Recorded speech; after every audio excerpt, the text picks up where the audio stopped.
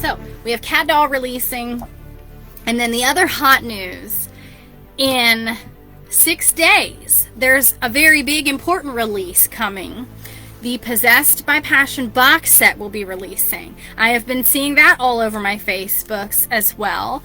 In fact, I have loaded all of the books that I edited into my Goodreads so that I can put reviews up for them.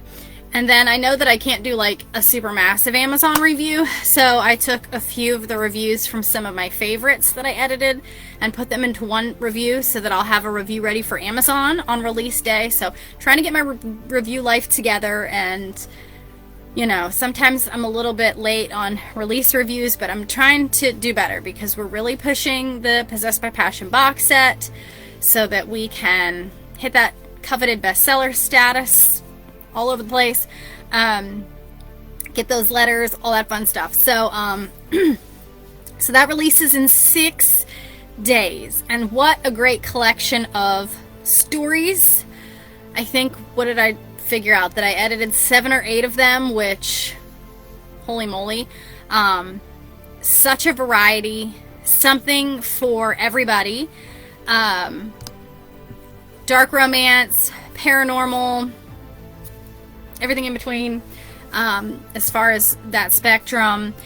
So close to being here. These authors have worked so hard with everything, not just writing their stories, but all of the pimping, promoting, pushing this box set. So it's coming, and it's going to be such a sigh of relief when they finally make it, because the anticipation is just crazy. So I hope that final push can do it. So that releases in 6 days. So keep putting that everywhere. Keep telling your friends to pick up their copy, click their copy, all that. So we got to get it out there. So in that vein, tonight I decided that I would read a little bit from the fantastic Erin Lee's story from the Possessed by Passion box set, which was a co-write with LJC Finn. And I edited this story what feels like a billion years ago, and I loved it. It was such a different story, and you know, Brain kind of prepped me for it in the beginning, what it was going to kind of be like, because it is part of this dark romance, paranormal genre, which, you know, not completely my bag all the time. But I absolutely loved their co-write, loved the story. It was just such a unique adventure. There was just this constant, like, back and forth banter situation with these two characters, and it was such a good ride. So, loved it.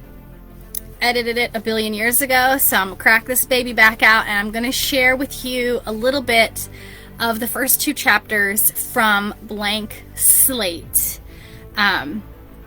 which is Erin and LJC Finn's book for the Possessed by Passion box set. So that's what I'm going to share with you tonight. So let's dive ahead here. And this is tagged as a twisted urban fantasy. It's definitely wild. Alright, so chapter 1 is James. I'm going to read not the complete first chapter, but a little bit of chapter 1 and a little bit of chapter 2, just to give you kind of a feel. James. Death surrounded me. I tried to look her in the eyes, but it was hard to hold eye contact when all I could see was the knife to her throat and the bulbous, greasy hands of her reaper. I could smell it, too, the familiar coppery mix of blood and sweat.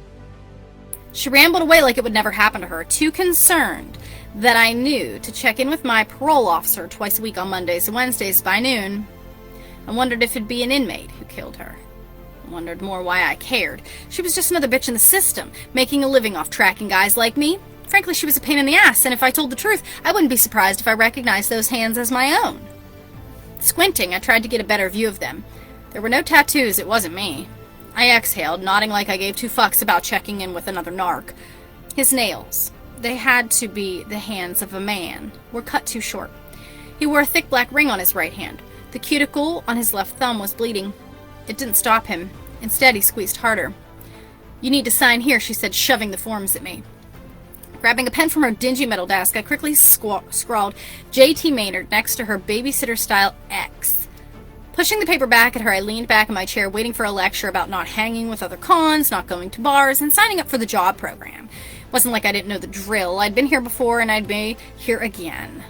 That bitch didn't have my abilities, but she knew it too. All of it was quite monotonous. While I couldn't see my own fate, I was pretty clear on how getting out of this last stint in the joint would go for me.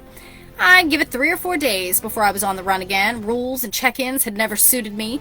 It wasn't that I minded authority. What I resented was people making assumptions about me. It was a curse, this thing that I lived with. No matter how many shrinks, doctors, and specialists they sent me to see. Instead, they sent me off with one diagnosis or another. It was easier for them to write me off as a quack than to listen to my warnings and motivations for doing the things I did. It was funny how they never took note of the provocations, but only the reactions. It didn't matter, none of it did. It wasn't like I could change things. If there was one thing I had learned about fate and death, it was that it comes for you no matter how you, or a guy like me, tries to change it.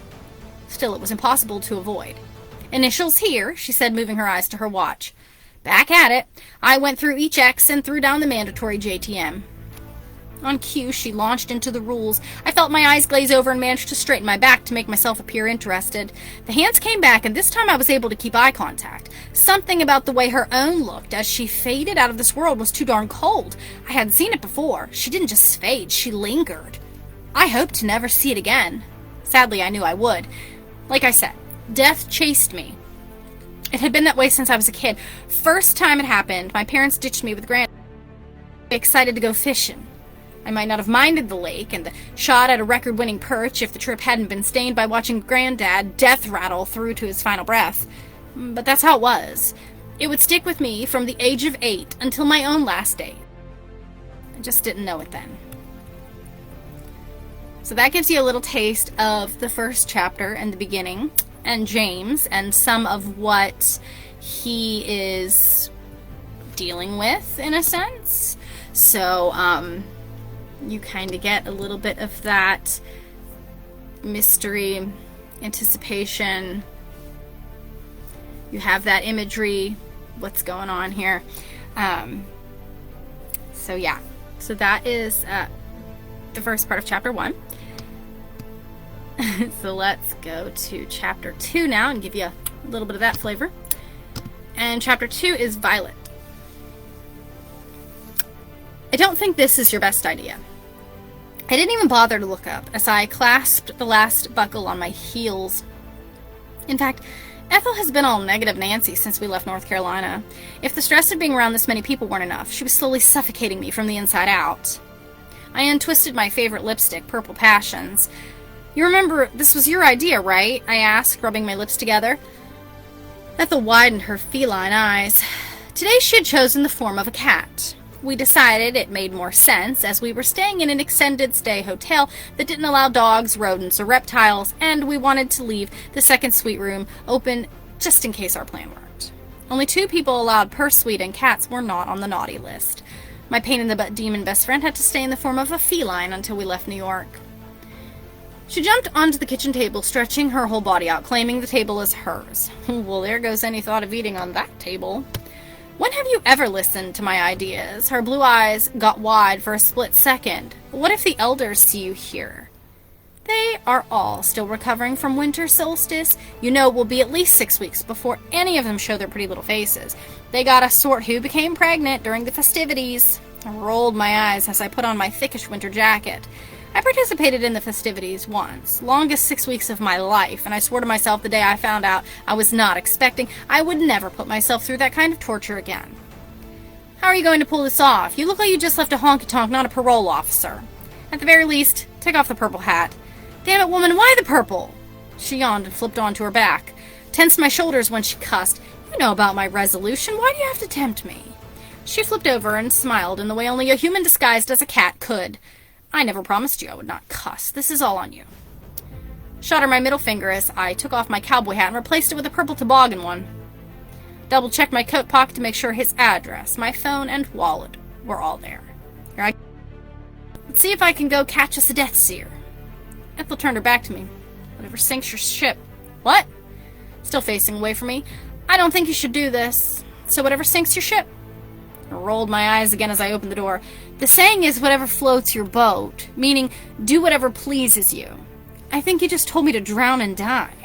I shut the hotel room door as I heard Ethel's laughter follow me down the hallway. So one of the things I really liked about this story was just kind of the witticisms happening with things. So, of course, Ethel, as the form of a cat, sassy just like a cat, so we have that going on. And again, more of that anticipation and mystery of she's going out to find her a Death Seer. So we'll go find out what happens. Alrighty. My toes were frozen. I didn't know I would need gloves. Even my nose hairs became icicles. Parts of my body were shivering in places that were not designed to shiver. Why people chose to live in frozen air was beyond me. If the frozen air wasn't bad enough, the amount of people here amazed me. Back home, I could sit on my porch and hear nothing but nature. Everything was so much louder here. I had to yell at a construction worker just to get directions to Reed Avenue. Granted, he wasn't wearing a suit and sitting on a bench eating. Okay, he wasn't a construction worker. When he began using my resolution words, I asked him, "Does your mama know how you use words like that?" Tears fell down his cheeks. And I got his whole life story. After the yelling, mistaken identity, and tears, I had officially acquired an escort to Reed Avenue. My new friend said I shouldn't be on a street like this by myself. Of course, he didn't know how well I could handle myself. That's neither here nor there. I patted his arm and waved goodbye as a nice tenant held the door for me to the apartment building. I walked up the stairs to the 3rd floor. The higher I walked, the worse the pain. I had to skip a few steps on the stairs because boards were missing. A roach fell on my shoulder as I walked down the hallway, indicating the apartment number. This building definitely could use a bit of work. 2 roaches scattered across the door I was supposed to knock on. I looked up to the peeling ceiling and asked myself, why didn't I wear gloves? I don't think kicking a door would make a recently released convict trust me. Instead, I took a deep breath, reached out my hand, and tapped the door. One of the roaches fell off the door onto my hand and shimmied up my sleeve. Ew! Jerked off my jacket in panic mode in a desperate attempt to kill the roach. I wouldn't leave your coat on the floor. I spun around, and for a split second, my heart stopped. Prison was somehow good for him. He was bigger and had more muscle than his mugshot. He didn't have the bulky muscle of someone who worked out too much. Instead, he was toned enough. I could see the outline of his muscles, even in his forearms. His face was still shaved from prison, but his jawline was dark from a shadow growing in. The only reason I recognized him was by his light green eyes. Those eyes popped on the mugshot. I held my hand out to him. Violet Hennessy, nice to meet you. I'm your parole officer, and I need you to come with me. Alright, so we're going to jump ahead a little bit more. So now we've got the introduction happening here. So we have a little bit more stuff happen, and I'm going to share just a little bit more of this phenomenal story here. That's right, brain never knows what I'm going to read. I'm a pantser when it comes to mixed nuts most times. So there you go. Okay. And back in here, back to James again. Alright. Pain shot through my wrist as I stopped dead in the middle of the shabby apartment building hallway. There was no way I was following a babbling idiot who was too dumb to play by the city rules. Uh-oh. So something happened here you're going to have to find out about. I'd been down this road before. Hell, it was what had last gotten me locked up for the 3rd time. Had I not listened to the old... I'd never have known anything about the kid. Of course, like I said, I didn't regret it. But I sure as hell wasn't signing myself up for the slammer again, if I could help it. Ray! Shouted his name loud enough to piss off the neighbors, who barked at me to put a lid on it through a beat-up door. Can you come out here? Pain, a tug, a jerk, more resistance, and finally no other choice but to follow her. Ouch! What the hell is that? I squawked at my captor, fully aware that a tone like this would have made me someone's bitch in prison.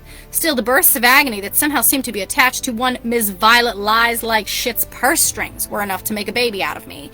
She didn't answer and stopped dominatrix. Through the halls we went, me stumbling behind. Down the stairs I followed, then more again, until finally we were outside in the crisp New York air. That's when she finally spoke. How do y'all live like this? Colder than a witch's... She covered her mouth as if to yawn or something. It's like 50, that's nothing. Besides, at least you have a coat on. Some of us didn't get a chance. Brr. Did you come here to talk about the weather or just bitch? Do you always use words like that? My mama would have taken a switch to me if I said that to someone for everyone to hear. Heck, she may have made me go out back and pick out my own switch. Words of advice. Never ever pick the smallest switch, they hurt more. She wasn't wrong about that. My mother had never had any problem with corporal punishment. Hell, I'd wished for a sibling half my life just to share the attention when my mom got in one of her moods. But Violet Payne hadn't come here to talk about mothers, either. I rubbed my wrist and stayed close enough to her for the invisible thing between us not to shock me again. Well, little lady, I reckon she would, I said, mocking her in her freakish death flames. Was that what she called them? It had to have been. It sounded right, I told myself, as if it mattered. Very funny. I wanted to bow, but figured Mistress Zapp would toss a magical noose around my neck or something. I could picture myself returning the favor. Years in the joint had hardened me, and I can't say that being pulled out of Ray's shitty apartment for something to do with the curse had me very pleased. Not to mention I already had parole officers sniffing around. This was just a situation I didn't need. How the fuck does she even know? Hell, it took 20 years to even get Dr. Lee to believe. How the hell does this woman know about the curse? There's no way I'm awake. I have to be dreaming. I'll wake up next to inmate number 34203, otherwise known as Charles Regal, my old cell. He'll be chewing on his nails and spitting them out on the floor. Then when I tell him to clean that shit up, he'll ask if I want to go, bro. His fists will be balled up tight and I'll have to turn the other way just so as not to fuck up another parole date. Wished I could believe it, but the memory of Charles reminded me of what should have been obvious enough. The curse. It's why she's here. It's also what I can use against her. Alright, so that is where I'm going to stop. You know, I've got to just leave you hanging because you've got 6 more days until this drops. So, then you can read Blank Slate in its entirety and find out what happens between James and Violet because it's a very back and forth situation and it's pretty wild. It's pretty wild. But it's so entertaining. 2 really great characters. And just the way that they intermingle and their drama it's on point. So, 6 more days. You can find out for yourself what is going to happen. Violet has come to find him. She's found him. But now what? So, you will have to get it and find out. And then 2 and 6 more days, you can find out what happens in all of the other great stories because there are so many great stories in this box set. And I've only read a chunk of them and I already know how great and what variety there is there. So, 6 more days, so keep pimping, keep sharing, keep pushing it on all your friends. I know lots of people love dark romance and paranormal, so there's something in there for everybody's tastes. And then a lot of other really great stuff that can turn you on to a lot of other really great authors. So, lots of good stuff, and in 6 more days. It feels like we've had all of this build up for this incredible box set, and that day is almost here now. So all that hard work that everybody's been doing, it's almost here. So in the meantime, while you are waiting for that to drop in 3 more days, you can already get the paperback, but you can click Cat Doll in 3 more days and bang out Katrina's story in the meantime while you're waiting for the box set to drop. So you'll have plenty to read in the interim. So, oh, thank you, Finley. I try my best. Thought I was a little out of practice after a 2-week break, but we're back and we're on, and it's good stuff.